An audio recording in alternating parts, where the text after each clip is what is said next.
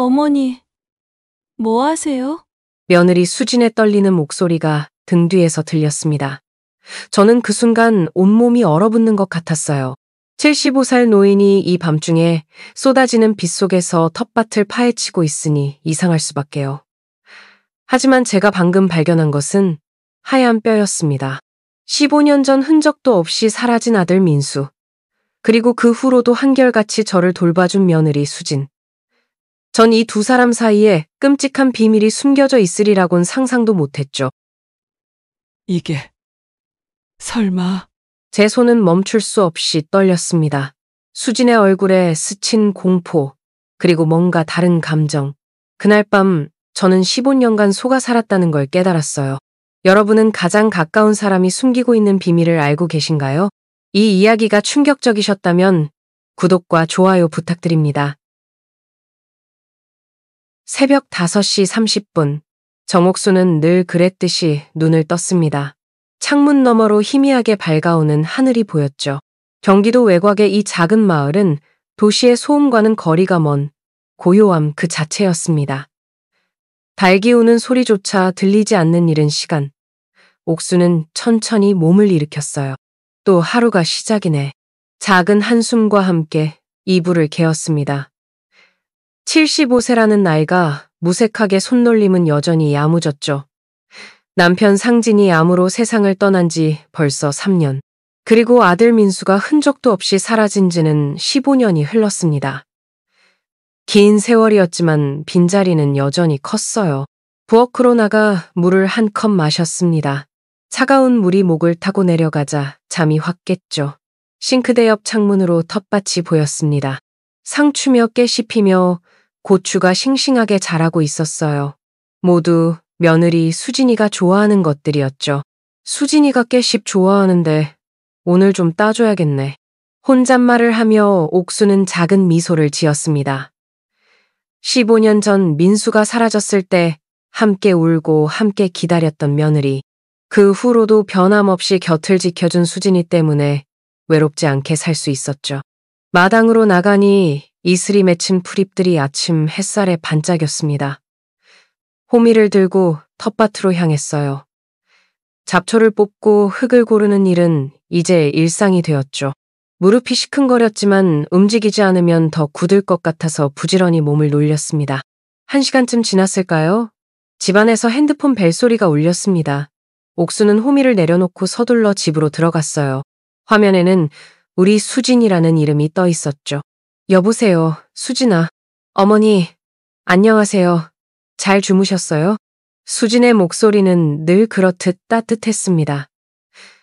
46세의 나이에도 불구하고 시어머니를 대하는 태도는 한결같았죠. 잘 잤어. 너는 벌써 일 나갔니? 아니요. 오늘은 오후 근무라서요. 점심때쯤 어머니 뵈러 갈까 하고 전화드렸어요. 옥순의 얼굴에 미소가 번졌습니다. 일주일에 서너 번은 꼭 들러서 안부를 확인하는 며느리.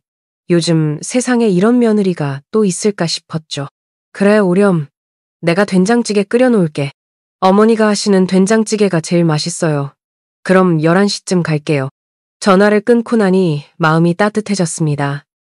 민수가 사라진 후 15년. 수지는 한 번도 재혼을 생각하지 않고 시댁을 지켰어요. 처음엔 젊은 나이에 안쓰러워서 재혼하라고 권했지만 수지는 그때마다 고개를 저었죠. 어머니가 계시는데 제가 어떻게 떠나요? 저희 가족이잖아요. 그때 수진이 했던 말이 아직도 귓가에 맴돌았습니다.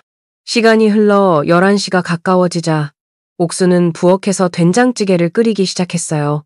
호박, 두부, 대파를 썰어넣고 정성스럽게 끓였죠. 밥도 새로 지어놓았습니다. 수진이가 좋아하는 김치전도 부쳐놓았어요. 현관문이 열리는 소리가 들렸습니다. 어머니, 저 왔어요. 수진이 밝은 목소리로 인사했습니다. 손에는 커다란 봉지가 들려 있었죠. 아이고, 또 뭘 사왔어? 어머니 좋아하시는 과일이랑 반찬 몇 가지요. 마트에서 세일하길래 샀어요. 수진은 봉지를 내려놓고 자연스럽게 부엌으로 들어왔습니다. 끓고 있는 된장찌개를 보더니 감탄했죠. 와, 벌써 다 준비하셨네요. 제가 도와드릴게요. 다 됐어. 넌 앉아있어. 하지만 수지는 이미 수저를 놓고 반찬을 내오고 있었습니다. 15년을 함께 살다 보니 부엌 살림이 어디 있는지 훤히 알고 있었죠. 둘은 마주 앉아 점심을 먹기 시작했어요. 어머니, 요즘 무릎은 좀 어떠세요? 괜찮아. 날씨가 흐릴 때만 좀 쑤시고 병원 가보셔야 해요. 제가 다음 주에 휴가 내서 모시고 갈게요. 수진의 걱정 어린 목소리에 옥수는 마음이 따뜻해졌습니다. 친딸이라고 해도 이보다 더 잘할 수 있을까 싶었죠. 식사를 마치고 수진이 설거지를 하는 동안 옥수는 거실에서 TV를 보고 있었습니다. 부엌에서 그릇 닦는 소리가 정겹게 들려왔어요. 문득 민수가 살아있었다면 이런 평화로운 일상이 계속됐을까 하는 생각이 들었습니다. 어머니, 다 했어요. 저 이제 일 가봐야 해요. 수진이 앞치마를 벗으며 거실로 나왔습니다. 벌써 가니? 좀 더 이따 가지. 4시까지 가야 해서요. 내일 또 올게요. 수진은 옥순의 손을 꼭 잡았습니다. 따뜻한 온기가 전해졌죠. 어머니, 혼자 계시지 말고 마을회관도 가시고 그러세요. 집에만 계시면 우울해져요. 알았어. 걱정 말고 가. 수진이 나간 후 집은 다시 조용해졌습니다. 옥수는 창밖을 바라보며 생각에 잠겼어요. 저 하늘 어딘가에서 민수가 지켜보고 있다면 자기 아내가 이렇게 어머니를 잘 모시는 걸 보고 기뻐할까요? 오후가 되자 하늘에 구름이 끼기 시작했습니다. 장마가 시작되려는 것 같았어요. 옥수는 빨래를 거들어 마당으로 나갔죠. 그때 옆집 김씨 아주머니가 담 너머로 말을 걸었습니다. 옥순 씨, 수진이 또 왔다 갔어요? 네, 점심 먹고 갔어요. 참 복도 많아요. 요즘 같은 세상에 그런 며느리가 어디 있어요? 이웃들의 부러움 섞인 말에 옥수는 겸연쩍게 웃었습니다. 정말 수진이 같은 며느리는 찾기 힘들었죠. 아들을 잃은 슬픔을 함께 나누고 15년이란 세월을 한결같이 곁에서 지켜준 사람이었으니까요. 며칠 후 장마가 본격적으로 시작되었습니다. 빗줄기가 굵어지면서 마을 전체가 흐릿한 안개에 쌓인 것 같았죠. 정옥수는 창밖을 보며 한숨을 쉬었습니다. 이런 날씨에는 밖에 나가기도 힘들고 집안에만 있자니 답답했어요. 수진이한테 김치 좀 갖다 줘야 하는데 며칠 전 담근 김치가 알맞게 익었습니다. 수진이가 그렇게 좋아하는 옥순표 김치였죠. 시어머니가 담근 김치가 세상에서 제일 맛있다며 늘 칭찬하던 수진이의 얼굴이 떠올랐습니다. 전화기를 들어 수진에게 연락했어요. 수진아, 비 많이 오는데 괜찮니? 네, 어머니. 저는 괜찮아요. 마트 안에 있으니까 비 맞을 일도 없고요. 김치 담근 게 잘 익었는데 갖다 주려고. 어머니, 정말요? 기다리고 있었어요. 그런데 이 비에 오시면 안 돼요. 제가 퇴근하고 들를게요. 아니야, 내가 갈게. 오늘 오후 근무지? 네, 3시부터예요. 그럼 어머니 집 열쇠는 화분 밑에 있으니까 냉장고에 넣어주세요. 옥수는 전화를 끊고 김치를 담을 통을 준비했습니다. 정성스럽게 담근 김치를 가득 담아 비닐봉지로 한 번 더 쌌죠. 비에 젖으면 안 되니까요. 우산을 쓰고 조심스럽게 집을 나섰습니다. 빗방울이 우산을 두드리는 소리가 요란했어요. 며칠째 이어진 비로길에는 물웅덩이가 여기저기 생겨 있었습니다. 평소 10분이면 갈 거리가 오늘은 15분이 넘게 걸렸죠. 수진의 집에 도착했을 때는 온몸이 축축해져 있었습니다. 우산을 썼는데도 빗물이 옆으로 들이쳤거든요. 현관 앞 화분을 들어 올리니 예상대로 열쇠가 있었습니다. 매번 여기 두니까 도둑이라도 들면 어쩌려고 걱정스러운 마음으로 문을 열고 들어갔습니다. 집안은 늘 그렇듯 깔끔하게 정리되어 있었어요. 거실을 지나 부엌으로 향했죠. 냉장고를 열고 김치통을 조심스럽게 넣었습니다. 이제 됐네. 냉장고 문을 닫고 돌아서려는데 창밖으로 뒷마당이 보였습니다. 평소 같으면 그냥 지나쳤을 텐데 오늘은 뭔가 이상한 점이 눈에 띄었어요. 텃밭 한쪽이 움푹 꺼져 있었던 겁니다. 저기가 왜 저러지? 궁금한 마음에 뒷문으로 나갔습니다. 가까이 가서 보니 더욱 이상했어요. 다른 곳은 멀쩡한데 유독 그 부분만 푹 꺼져 있었죠. 며칠째 내린 비 때문이라고 하기엔 너무 부자연스러웠습니다. 발로 살짝 밟아보니 푹푹 들어가는 느낌이었어요. 일반적인 땅과는 확실히 달랐습니다. 마치 아래에 빈 공간이 있는 것처럼 느껴졌죠. 뭔가 묻혀있나? 주변을 둘러보니 텃밭 구석에 호미가 놓여 있었습니다. 잠깐만 파보자는 생각이 들었어요. 혹시 배수가 안 돼서 그런 건지 아니면 다른 문제가 있는 건지 확인해보고 싶었죠. 호미를 들고 조심스럽게 흙을 걷어내기 시작했습니다. 비에 젖은 흙은 생각보다 쉽게 파였어요. 처음엔 그저 겉흙만 살짝 걷어냈는데 점점 더 깊이 파게 되었습니다. 이상하네. 왜 이렇게 푹푹 들어가지? 30cm, 40cm 계속 파내려갔습니다. 빗물이 얼굴로 흘러내렸지만 멈출 수가 없었어요. 뭔가 있다는 확신이 들었거든요. 그때였습니다. 호미 끝에 딱딱한 무언가가 걸렸어요. 뭐지? 더 조심스럽게 흙을 걷어냈습니다. 빗물에 씻겨 나타난 것은 하얀색의 딱딱한 물체였어요. 처음엔 돌인가 싶었는데 자세히 보니 그게 아니었습니다.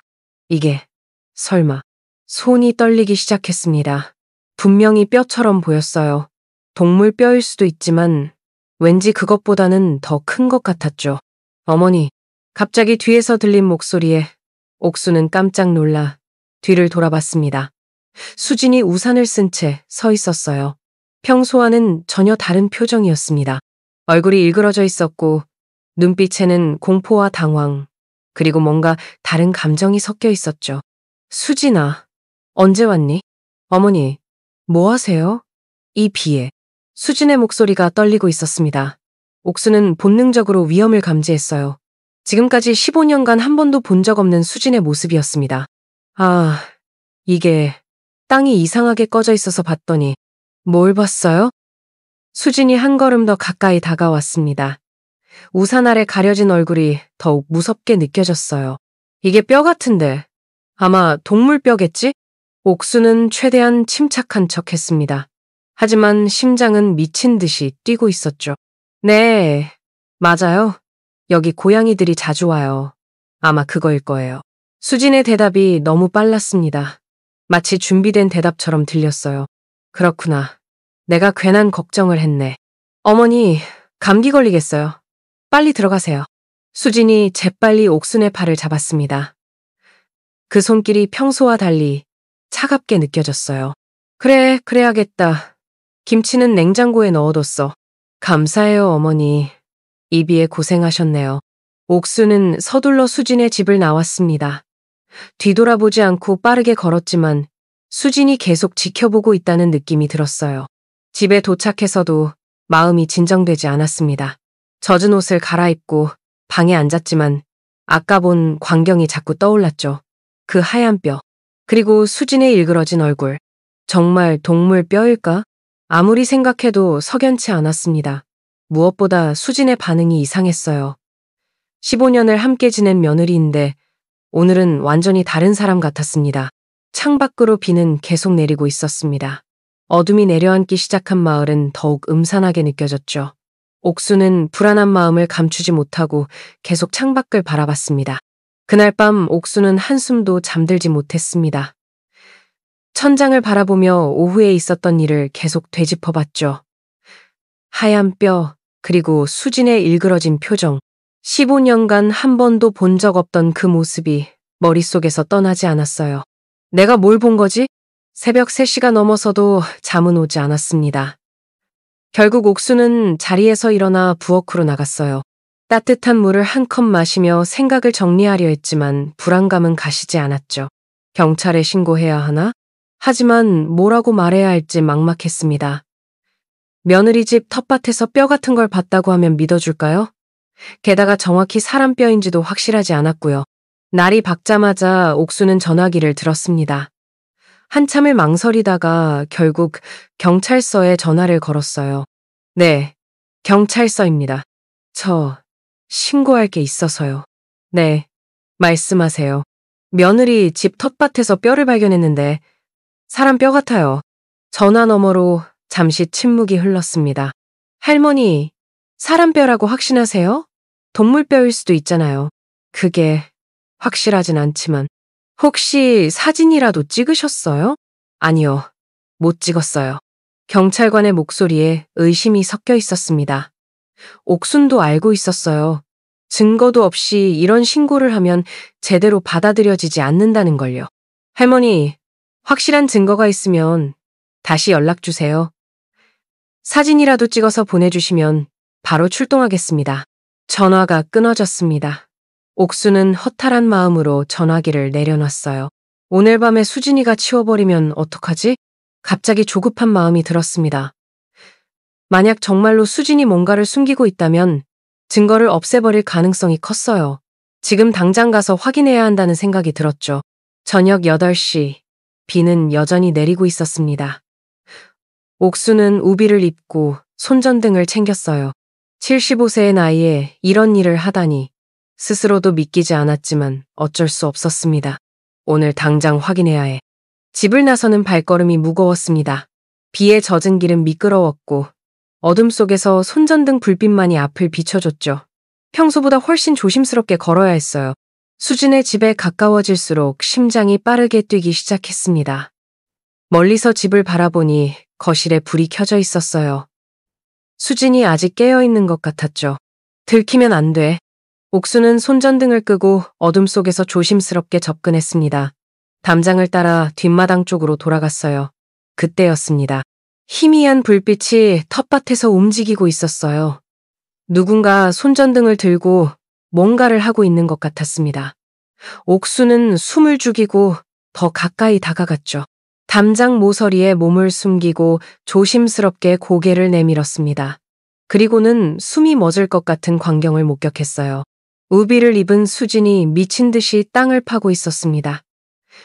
손전등을 입에 물고 삽으로 계속해서 흙을 퍼내고 있었어요.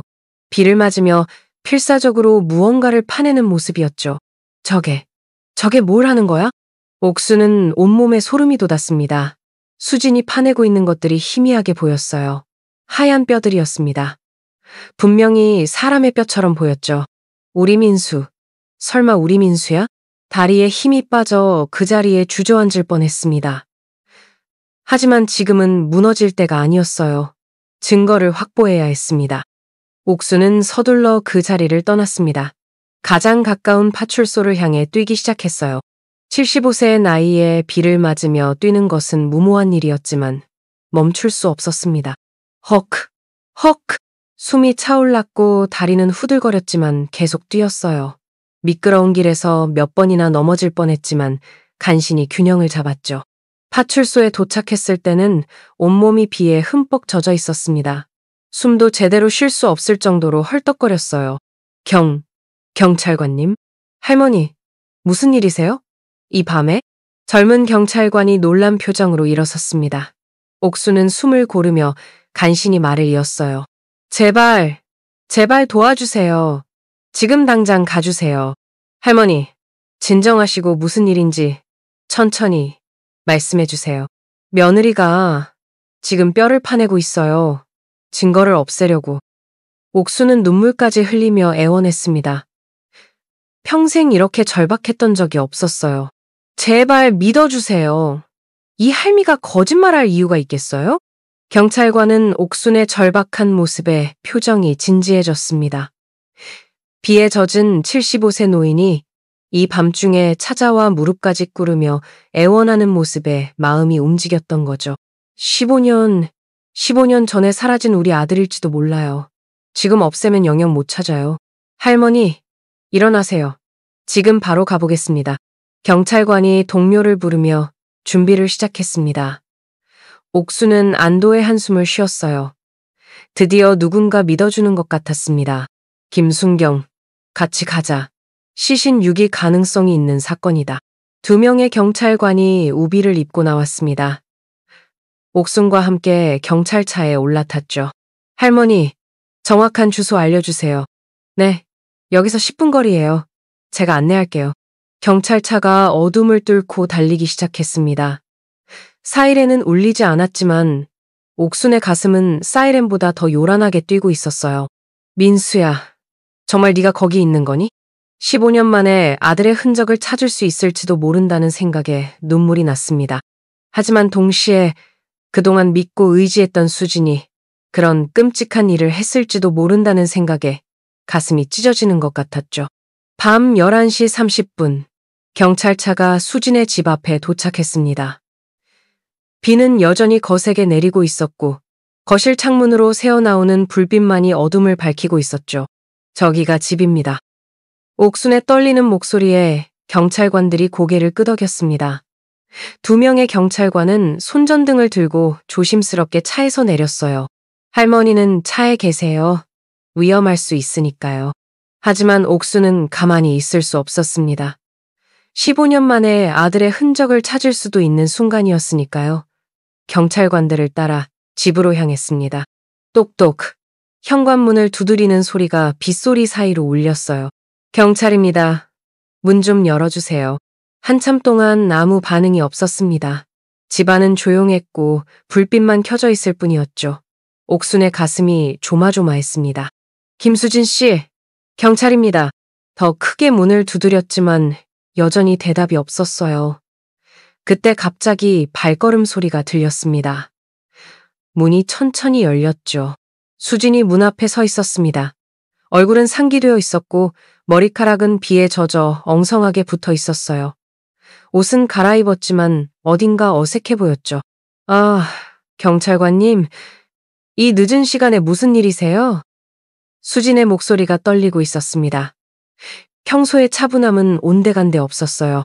신고가 들어와서 왔습니다. 뒷마당 좀 확인해도 될까요? 경찰관의 말에 수진의 얼굴이 순간 굳었습니다. 뒷마당이요? 왜? 왜 뒷마당을? 뼈가 발견됐다는 신고가 있었습니다. 그게 무슨 말도 안 되는. 수진의 목소리가 한 옥타브 높아졌습니다. 그리고는 옥순을 발견하고 절망적인 표정을 지었어요. 어머니, 지금 무슨 말씀을 하시는 거예요? 옥순은 수진의 눈을 똑바로 바라봤습니다. 15년간 정을 쌓아온 며느리였지만 지금은 진실을 밝혀야 할 때였어요. 미안하지만 확인해 봐야겠습니다. 경찰관이 단호하게 말했습니다. 수진은 잠시 망설이다가 옆으로 비켜섰어요. 들어오세요. 경찰관들과 옥순이 집 안으로 들어갔습니다. 곧장 뒷마당으로 향했죠. 손전등 불빛이 어둠을 밝히자 텃밭의 모습이 드러났습니다. 여기였어요. 오후에 제가 뼈를 발견한 곳이. 옥순이 가리킨 곳을 보니 흙이 새로 파헤쳐진 흔적이 있었습니다. 경찰관이 삽을 가져와 조심스럽게 땅을 파기 시작했어요. 한 삽, 두 삽. 흙을 걷어내자 아무것도 나오지 않았습니다. 계속 파도 마찬가지였죠. 10분, 20분이 지나도 아무것도 발견되지 않았어요. 할머니, 아무것도 없는데요? 젊은 경찰관이 의아한 표정으로 옥순을 바라봤습니다. 옥순은 당황했어요. 분명히 여기 있었는데. 제가 말씀드렸잖아요. 아무것도 없다고. 수진이 한숨을 쉬며 말했습니다. 저희 어머니가 요즘 좀 치매 기운이 있으셔서 헛것을 보세요. 아니에요. 제가 똑똑히 봤어요. 옥순이 필사적으로 외쳤습니다. 아까 분명히 수진이 뼈를 파내는 걸 봤는데 어떻게 이럴 수가 있을까요? 다른 곳에 옮겼을 거예요. 제가 봤어요. 아까 우비 입고 여기서 뭔가 파내고 있었다고요. 수진이 고개를 저으며 경찰관들에게 말했습니다. 정말 죄송해요. 제가 내일 병원에 모시고 가겠습니다. 상사 경찰관이 불편한 표정을 지었습니다. 할머니, 이러시면 곤란해요. 저희가 믿고 왔는데. 그때 후배 경찰관이 뭔가를 발견했습니다. 잠깐 저기 좀 보세요. 손전등을 들고 담장 쪽 덤불을 비추고 있었어요. 거기에는 커다란 검은 가방이 반쯤 숨겨져 있었습니다. 저게 뭐죠? 수진의 얼굴이 순간 하얗게 변했습니다. 저건 그냥 쓰레기예요. 쓰레기를 저런 큰 가방에 넣어요? 후배 경찰관이 의심스러운 눈빛으로 물었습니다. 수진의 목소리가 더욱 떨렸어요. 내일 버리려고 모아둔 거예요. 옥순이 소리쳤습니다. 저 안에 있을 거예요. 제가 본 뼈들이 저 안에 있어요. 어머니, 제발. 수진이 애원하듯 말했지만 경찰관은 이미 가방 쪽으로 다가가고 있었습니다. 잠깐만 확인해 보겠습니다. 경찰관이 가방에 손을 대려는 순간 수진이 갑자기 이성을 잃었어요. 만지지 마세요. 왜 남의 물건을 함부로 만져요? 수진이 경찰관의 팔을 잡아당겼습니다. 그 필사적인 모습에 오히려 의심이 더 커졌죠. 김수진 씨, 진정하세요. 공무집행방해가 될 수 있습니다. 그냥 놔두세요. 제발. 수진의 눈에서 눈물이 흘러내렸습니다. 15년간 완벽하게 숨겨왔던 비밀이 드러나는 순간이었어요. 경찰관이 가방의 지퍼를 열었습니다. 그 안에는 이게 뭡니까? 하얀 뼈들이 가득 들어 있었습니다. 사람의 뼈로 보이는 것들이 비닐봉지에 담겨 있었죠. 옥수는 그 자리에 주저앉았습니다. 다리에 힘이 풀렸어요. 그래, 이거였어. 내가 본 게 이거였어. 눈물이 쏟아져 나왔습니다. 15년 만에 찾은 아들의 흔적이었을까요? 수지는 완전히 무너져 내렸습니다. 바닥에 주저앉아 얼굴을 감싸며 흐느꼈어요. 더 이상 변명할 수 없다는 걸 알았던 거죠. 15년간 지켜온 비밀이 끝내 밝혀지고 말았습니다. 상사 경찰관이 무전기를 꺼냈습니다. 여기 파출소입니다. 시신 유기 사건으로 보이는 증거를 발견했습니다. 과학수사대 지원 요청합니다. 후배 경찰관이 수갑을 꺼내며 수진에게 다가갔습니다. 김수진 씨, 시체 유기 및 증거인멸 혐의로 현행범 체포합니다. 어머니, 수갑이 채워지는 순간 수진이 옥순을 불렀습니다. 그 목소리에는 15년간의 세월이 담겨 있었어요. 어머니, 정말 죄송해요. 용서해 주세요. 옥순은 고개를 들지 못했습니다. 믿고 의지했던 며느리가 아들을 죽인 사람일지도 모른다는 생각에 가슴이 찢어지는 것 같았죠. 경찰차에 실려가는 수진의 뒷모습을 보며 옥수는 망연자실했습니다. 비는 여전히 내리고 있었고 텃밭은 파헤쳐진 채 남아 있었어요. 15년의 거짓말이 끝난 순간이었습니다. 2주가 지났습니다. 과학수사대의 정밀검사 결과가 나온 날 옥수는 떨리는 마음으로 경찰서를 찾았어요. 담당 형사가 조심스럽게 서류를 꺼내 보였습니다.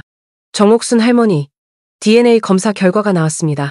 옥수는 숨을 참았습니다. 이 순간을 위해 2주를 기다렸지만 막상 결과를 듣는다고 생각하니 무서웠어요. 99.9% 일치합니다. 김민수 씨가 맞습니다.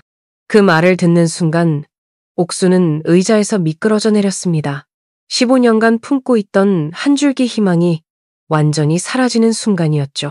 어딘가에 살아있을 거라는, 언젠가는 돌아올 거라는 마지막 기대가 무너졌습니다. 우리 민수가 눈물이 하염없이 흘러내렸습니다. 형사가 조용히 물 한 컵을 건넸어요. 할머니, 진정하세요. 그리고 수진 씨가 자백했습니다. 옥수는 고개를 들었습니다. 눈물로 흐릿해진 시야 속에서 형사의 얼굴이 보였죠. 무슨 일이 있었던 거예요. 재판에서 다 밝혀질 겁니다. 지금은 너무 충격이 크실 테니.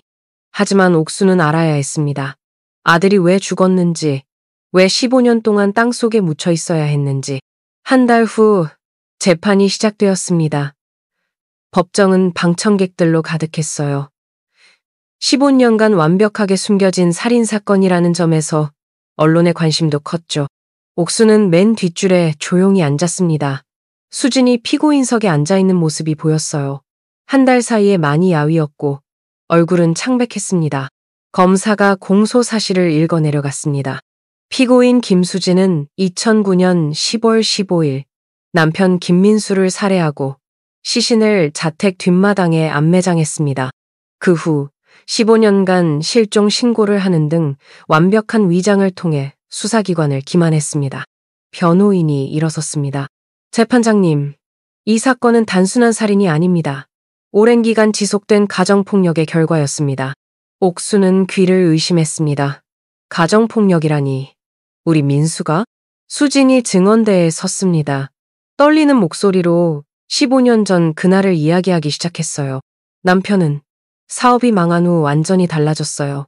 매일 술에 취해 들어와서는. 수진의 목소리가 잠시 멈췄습니다.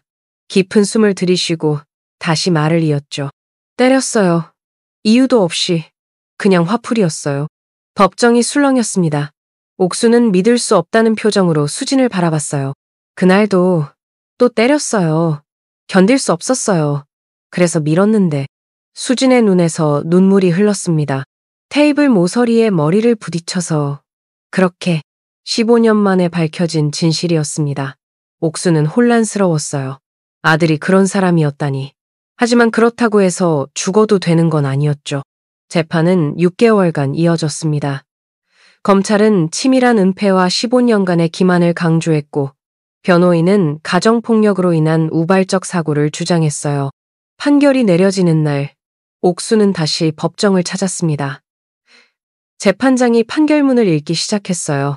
피고인 김수진에게 징역 10년을 선고한다. 우발적 사고의 가능성을 인정하나 15년간 시신을 은닉하고 유족을 기만한 점은 결코 가볍게 볼 수 없다. 수진이 방청석을 돌아봤습니다. 옥순과 눈이 마주쳤어요. 그 짧은 순간 15년의 세월이 스쳐 지나갔죠. 함께 울고 함께 웃었던 시간들. 일주일 후 옥수는 결심했습니다. 구치소 면회를 신청했어요. 면회실의 유리창 너머로 수진이 들어왔습니다. 주황색 수의를 입은 모습이 낯설었죠. 한참 동안 두 사람은 말없이 서로를 바라봤습니다. 옥순이 먼저 입을 열었어요. 왜 나한테 말 안 했니? 수진의 눈에서 눈물이 흘렀습니다. 무서웠어요. 어머니가 저를 미워할까봐. 민수가 정말 때렸니? 죄송해요, 어머니. 정말 죄송해요. 옥수는 한숨을 쉬었습니다. 아들을 잃은 슬픔과 며느리를 잃는 슬픔이 동시에 밀려왔어요. 아무리 그래도 사람을 죽이면 안 됐어. 알아요. 저도 알아요. 두 사람은 다시 침묵했습니다. 15년간 쌓아온 정이 한순간에 무너질 수는 없었죠. 어머니를 속인 건 용서받을 수 없다는 거 알아요. 하지만 어머니와 함께한 시간은 그건 진짜였어요. 옥수는 고개를 돌렸습니다. 더 이상 듣고 싶지 않았어요.